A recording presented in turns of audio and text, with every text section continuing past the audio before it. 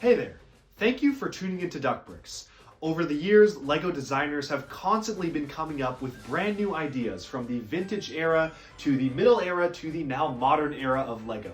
There have been constant cancelled designs, prototypes, and theme ideas that ended up not going anywhere, although maybe you can still see a hint of them in today's sets.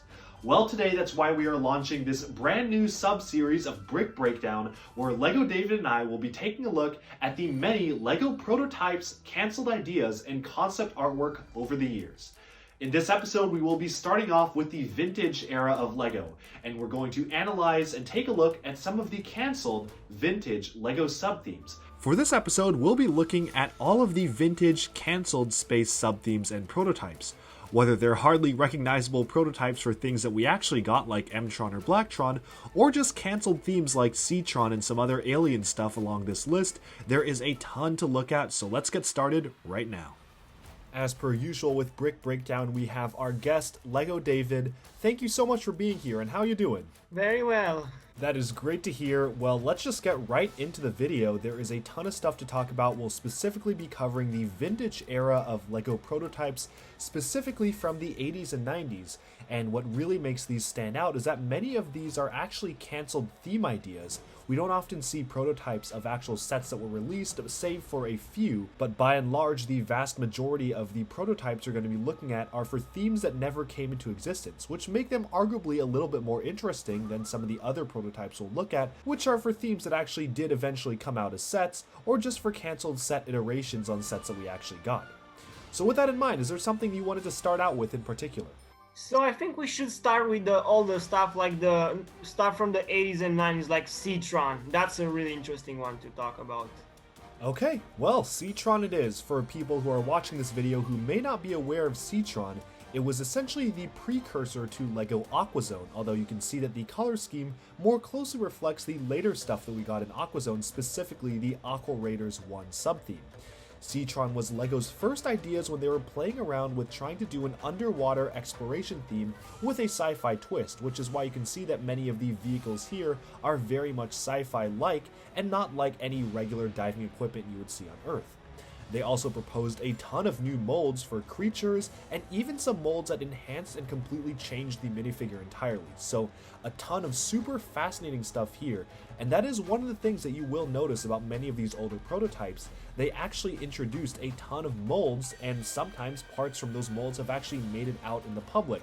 For example, the Ctron minifigure, which you can see right here, just very recently sold on eBay for a very exorbitant sum. So there are some that actually do exist in the world, and you'll see new molds at a much higher frequency here versus today where LEGO typically just 3D prints parts that they want to test out. But I'm curious, taking a look at this first image, there are two main images of the sets. There's this one and another one.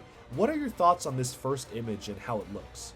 So what impresses me the most about this is actually those new alien molds. Look at that like sea monster alien type thing there, the green one.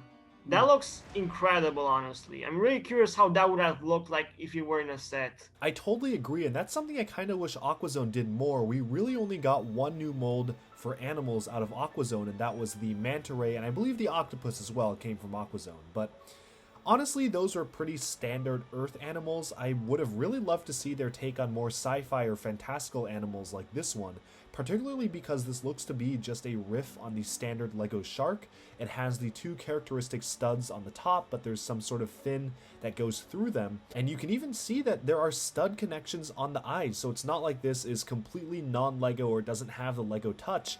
This very much has the LEGO touch with having more stud connections than the actual LEGO sharks. And yeah, and the actual alien minifigure itself looks honestly quite incredible, especially for that time, because so in the 90s LEGO was not really into like molded heads and that kind of stuff that much. It wouldn't be until like the 2000s where they started kind of making like molded heads for Star Wars. So this theme was actually kind of ahead of its time, to be honest.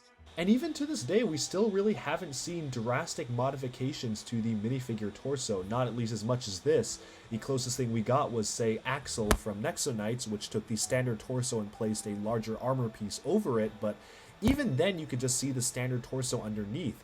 This is a completely separate molding of the torso featuring ridges, a fin on the back and everything, and honestly it's not something I can see LEGO really ever doing today. Even the legs themselves, while LEGO has done some pretty interesting molds like a peg leg or a robotic leg for different legs, they haven't really just taken the base minifigure leg and added texture to it and extended the feet like this does. So definitely something that they were really interested in playing around with, especially around this era. And what's interesting is that obviously the common one, which was shown off in the Brick Journal magazine, is this transparent green or regular green color, but if you look closely on the picture of all the sets together, you can actually see a black alien along the same style as well. So they were actually planning different colors of the aliens. But I guess moving back to the sets themselves, what really interests me is how similar some of these are to what we got, and then how different some of them are. So for example, this first one right here, look at that eye decal. It looks like it's straight out of the Aqua Raiders 2 sub-theme from the AquaZone line.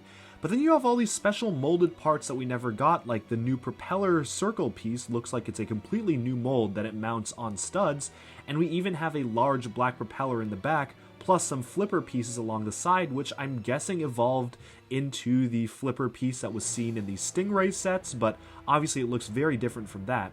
But even then, still, the shaping of that sub and the decaling is pretty much very similar to stuff we got.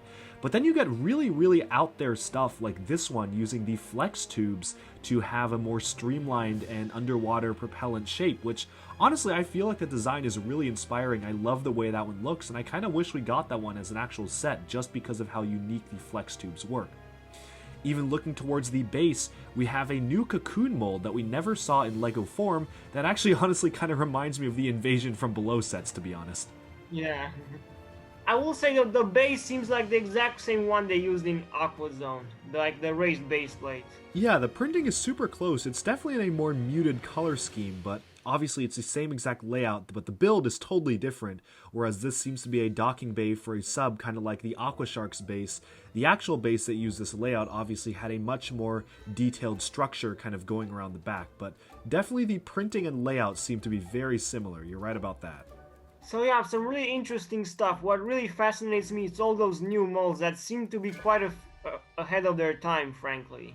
Oh, for sure. I mean, there's so many molds here that look like prototypes of molds that we would get years later, like that dinosaur flipper piece or fin piece, for instance, we never got until the Dinosaurs line, and specifically with the Spinosaurus in 2002, so definitely ahead of its time.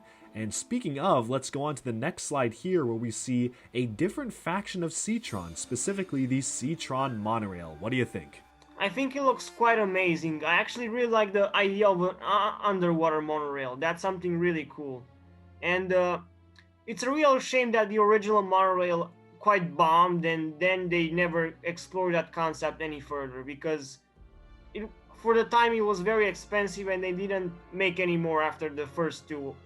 I believe they made three actually. They made the original space one, they did one for town, and then another one for what was it, Unitron or something?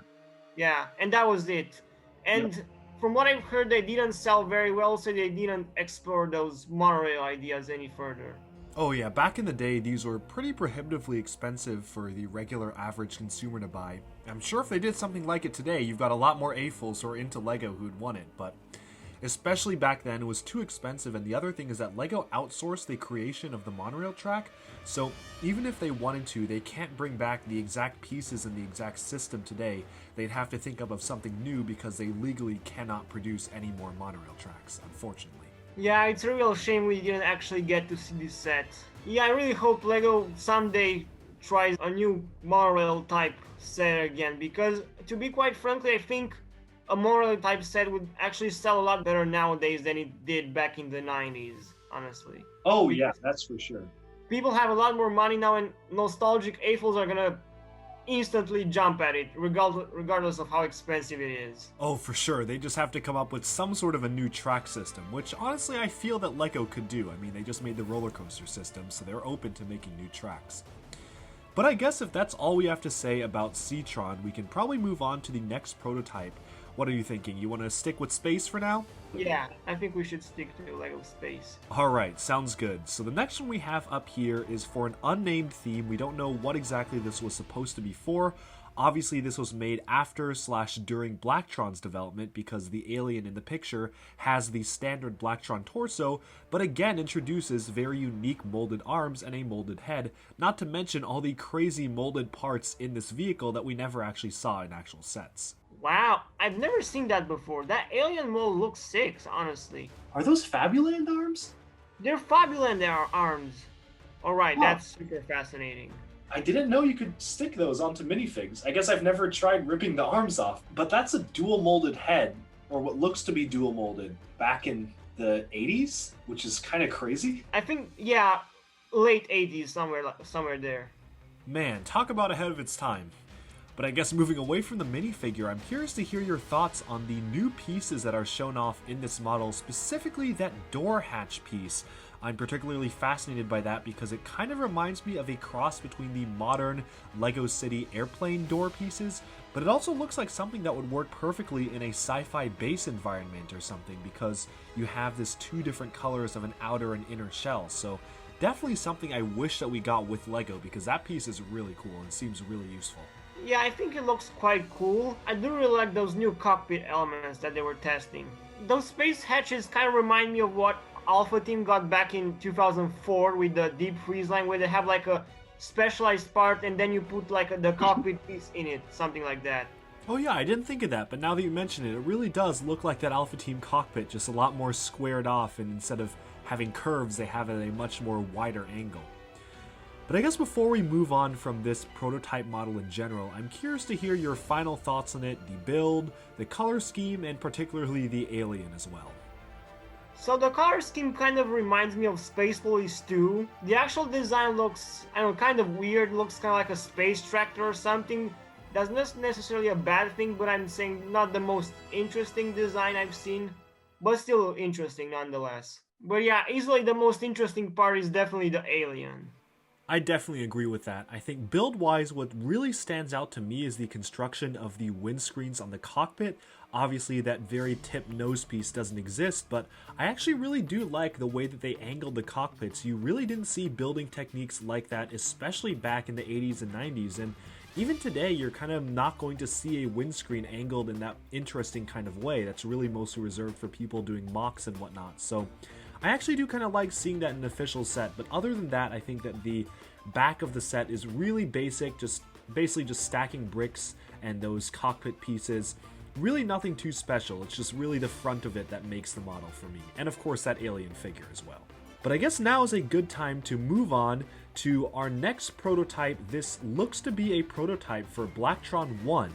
Of course, this is actually quite similar to what we got eventually. Obviously, the minifigure logos on the chest have changed. They have much more detailed printing in the sets versus just having their massive logo emblazoned on their chest, kind of like Blacktron 2, funnily enough. The builds, however, are very radically different.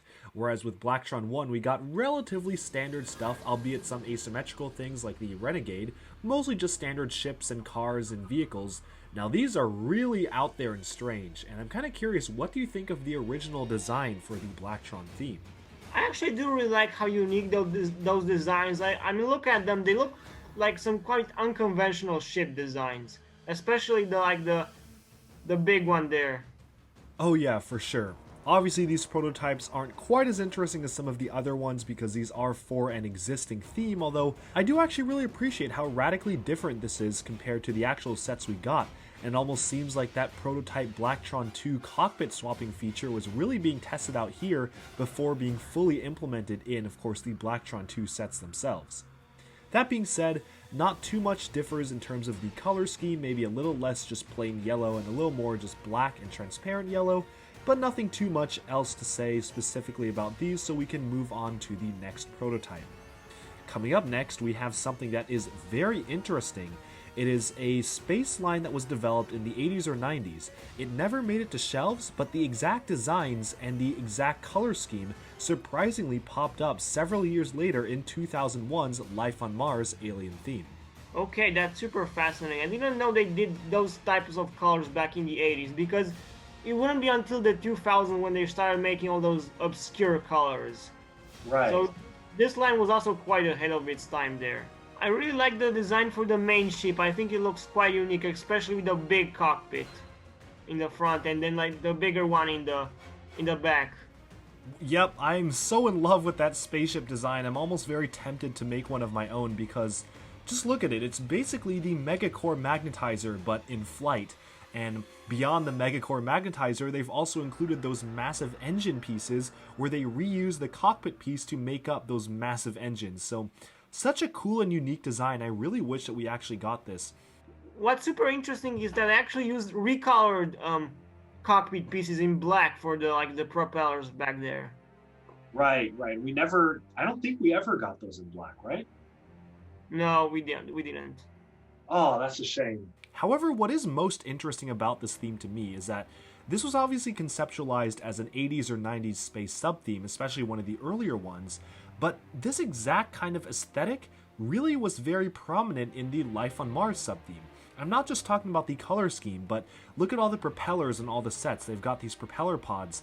Almost all of the Life on Mars ships use this color scheme and used propellers as well in very similar looking pieces.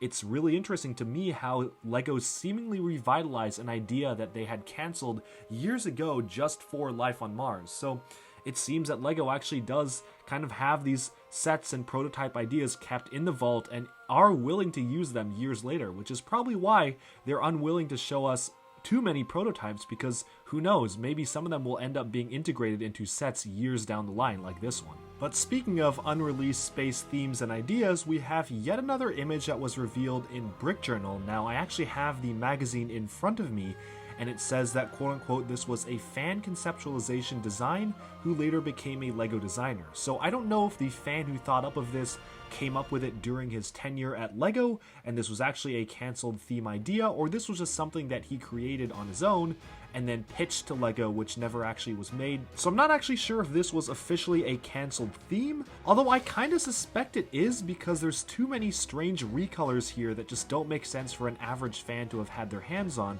For instance, those windscreen pieces in trans red, the base plate printed in red instead of the normal yellow and whatnot, so a lot of really interesting recolors here that we never actually saw, so that's why I'd suspect that this is actually something that they were considering making into an actual theme, but just cancelled it. I really like the choice of color with the trans dark red. I think it looks really cool. Though I will say the use of gray is a little bit bland. But yeah, the trans dark red really stands out in my opinion.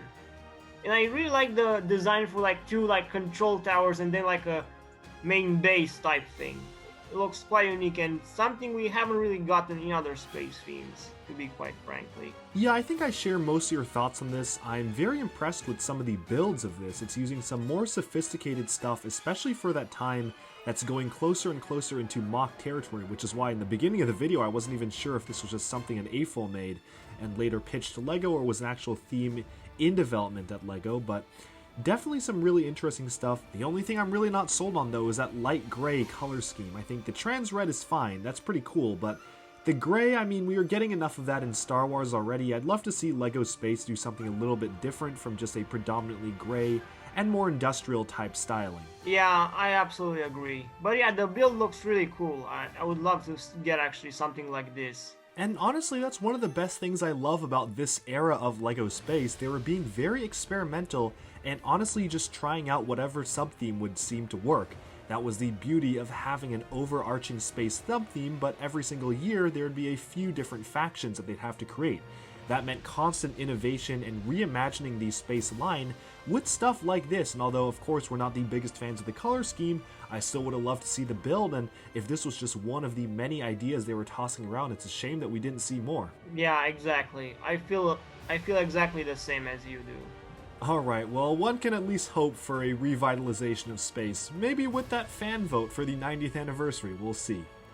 But I guess the next thing we have up here is an image that is strangely titled Space Police 1 theme prototype, although if you look at the color scheme, it's very similar to the Space Police 2 color scheme, so maybe they were actually considering using that color scheme for Space Police 1, decided to go in a different direction, and then eventually circled back to it for Space Police 2, which you can see here. What do you think of these? What's really interesting to me is that propeller thing in the wings. That actually looks really interesting. I'm curious how that mold actually is. I'm also curious because it looks like that wing piece is separate from the propeller piece because they actually have studs being built on top of it in the back section of the ship. And they even have this whole new skid system too. Like, look at that massive landing gear on the backside. Such an interesting mold. What does stand out to me though is that this almost looks like a mashup of stuff that we would get in future space sets. Of course, that cockpit technique was used in the Space Police 2 mothership, which makes it look a lot like that color scheme. But then you have this sort of propeller thing, which quite frankly looks a lot like the LEGO Explorian's front cockpit piece to me, where you have essentially a molded propeller that you can stick studs on top of, acting as a kind of triangular front to a spaceship. But I'm curious, what do you think of the build in general, and how does this hold up against, say, the Space Police 2 ship, which personally was not one of my favorites? The main spaceship here is actually a lot better than the one we actually got for Space Police 2, because the one we got for Space Police 2, in my opinion, is probably one of the weaker ones because it's quite blocky and a lot of exposed studs. This one actually looks a lot better in my opinion. It's a lot smaller, but looks more refined to me. I agree, and to be honest, I kind of wish we got this instead of what we actually got for Space Police 2, because this is, in my opinion, a much better vehicle. But then it's time to move on to the next theme up on the list. Now, viewers probably will not recognize it, but this is actually supposed to be Mtron. Way before that they were conceptualized as being red and black and using magnets as their main function, Mtron was literally just a construction/repair based sub-theme for LEGO Space. The most interesting thing here is you can see that they just use the classic space logo, but in green, which is something we would not actually get until the exosuit all the way back in 2014.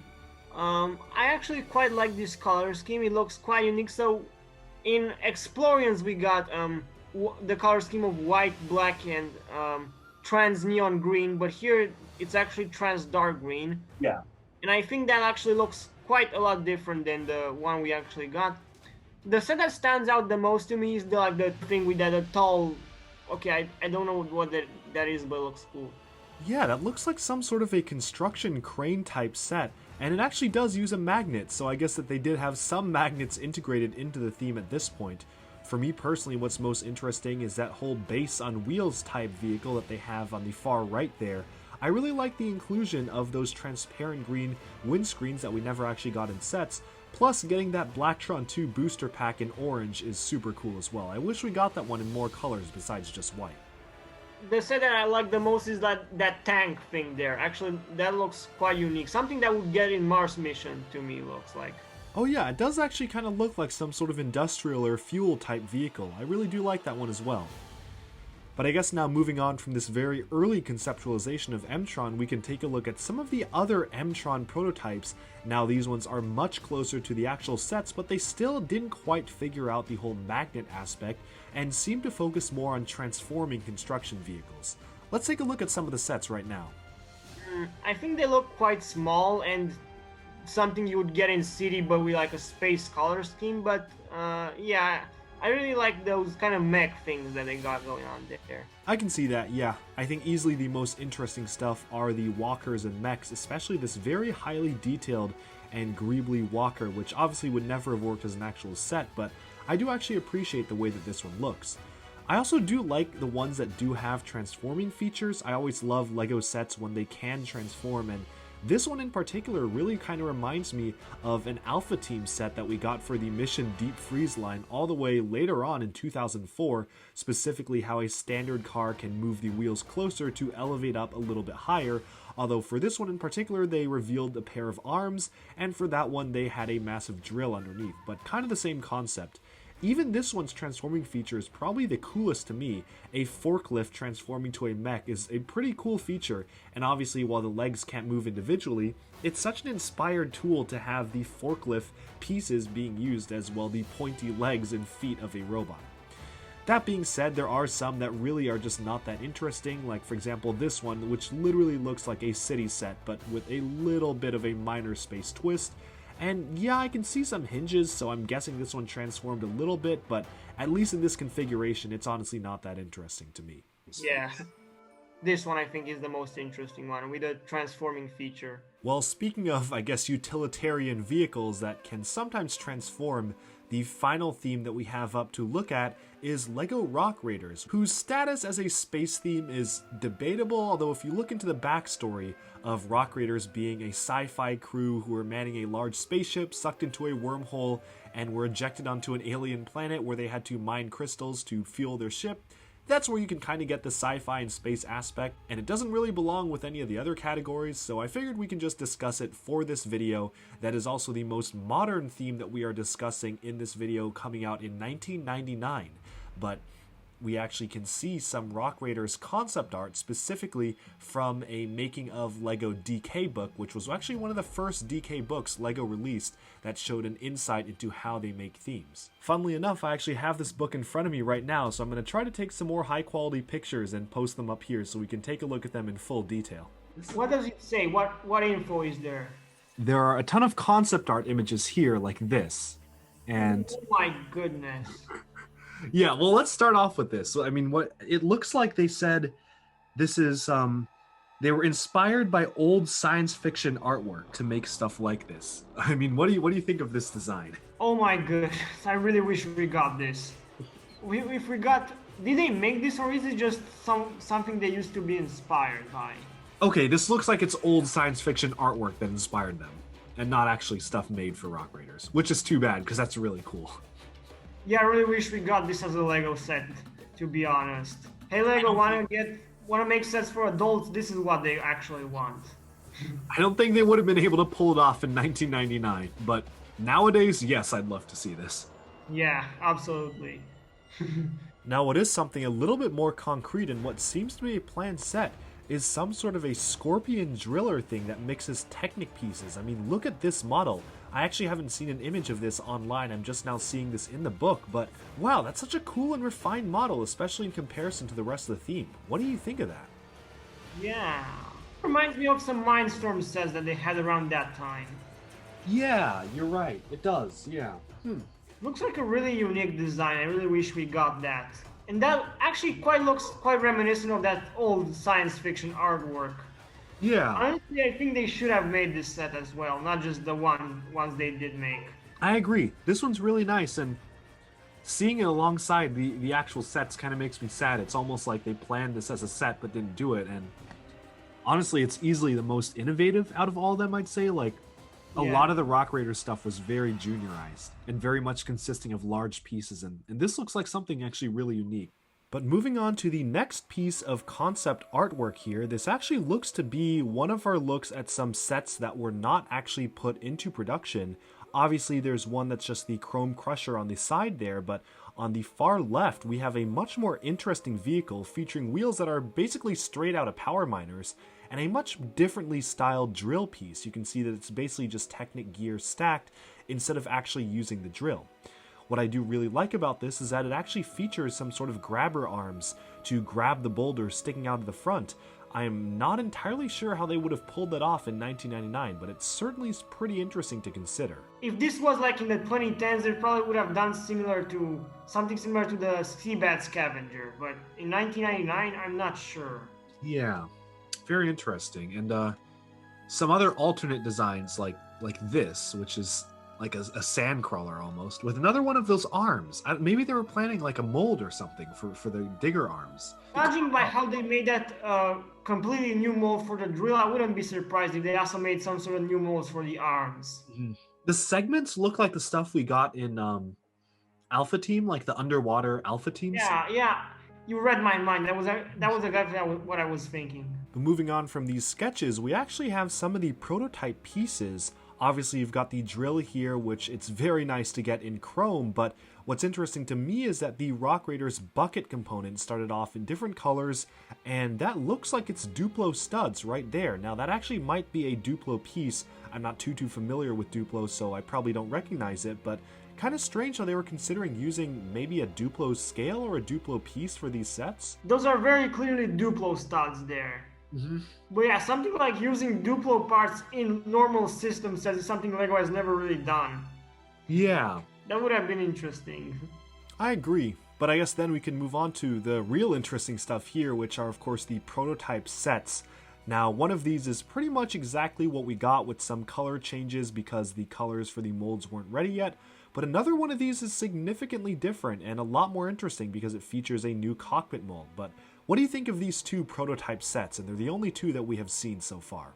Funnily enough, this one is basically the granite grinder, but with a completely different and arguably a lot more interesting shaping done for the cockpit. Yeah, granite grinder, exactly. Yeah, I think I prefer the prototype one. The set one is just the big cockpit and honestly doesn't really work there.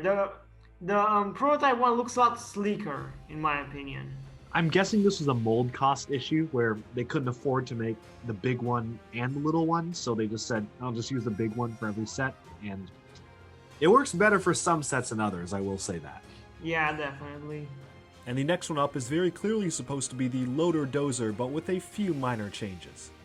I can see this one actually has two chains instead of only one in the actual set. Right, and the chains go like above the cockpit instead of around the back. Also, it seems like they had prototype molds going on there, like a white monster and the white cockpit. I think they're like clay sculpt or something, maybe. Yeah, back then obviously 3D printing was not really a thing, so they had to really just hand sculpt all their stuff, although this one's pretty refined for a sculpt, I will say. The other thing that I find kind of funny about this is that obviously it wasn't intentional, the white is just because it's a prototype, but there was actually a white rock monster featured in the Rock Raiders game. It was like an Arctic or ice monster, so kind of funny how somewhere in the world that white prototype actually exists and can be considered canon to the Rock Raiders universe. But with that, I think we've finished our long journey looking at all of the vintage LEGO Space prototypes. Now, of course, this doesn't cover any of the more modern stuff like Space Police 3, because there's a ton of prototypes there.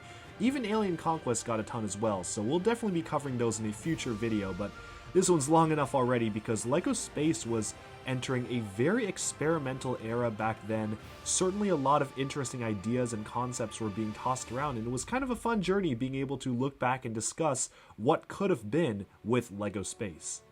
But with that, thank you all for tuning in, and thank you LEGO David for being here. I'm definitely looking forward to seeing the video with those prototypes. Same here. Alright, well, to all the audience listening, thank you all for watching, and stay tuned to Duckbricks for even more LEGO news, reviews, discussion, and analyses coming your way very soon. And until further notice, every Friday there will be some sort of discussion type or adjunct side type video where we're going to be discussing a lot of different things, from LEGO prototypes to what would have happened if Bionicle never ended, and even maybe showing off some haul stuff. So look forward to Fridays for some random LEGO videos coming every single week.